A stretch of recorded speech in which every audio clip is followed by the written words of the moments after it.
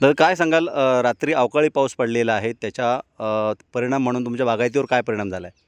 रात्री जो पाऊस पडला त्या पावसामुळे आम्ही जे छोटे बागायतदार आहोत, आम्ही जे सामान्य शेतकरी आहोत, ते जे आंब्याची कलम समोर बघताय आपण, त्या ह्याच्यामध्ये रात्रीचा पाऊस पडल्यावर विजा कडकडल्यामुळे जे काही आंब्याचं पीक आलं होतं, जे काही आंबे लागले होते झाडावर ते गळून पडलेले आहे. माझ्या हातामध्ये आंबा दिसतोय आपणास.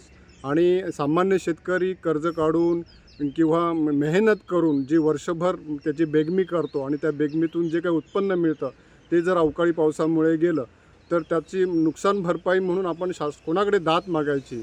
शासन स्तरावरती ह्याचा योग्य निर्णय व्हायला पाहिजे आणि जर जो झाला तर तो सामान्य शेतकरी याच्यामध्ये काहीतरी कमवू शकतो किंवा त्याला त्याचं उत्पन्नाचं साधन म्हणून मिळू शकतं.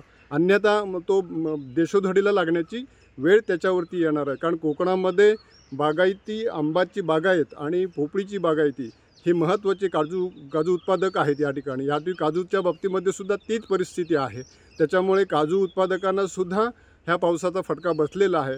जास्त करून आंबा बागायतदार जे छोटे छोटे आहेत, जे घराच्या बाजूला परसावणामध्ये सुद्धा जी बागायती करतात, 5-10 कलमं लावतात आणि जेणेकरून त्याच्या आपल्या कुटुंबासाठी 4 आंबे खायला मिळतील, हा जो विचार सामान्य शेतकरी करत असतो.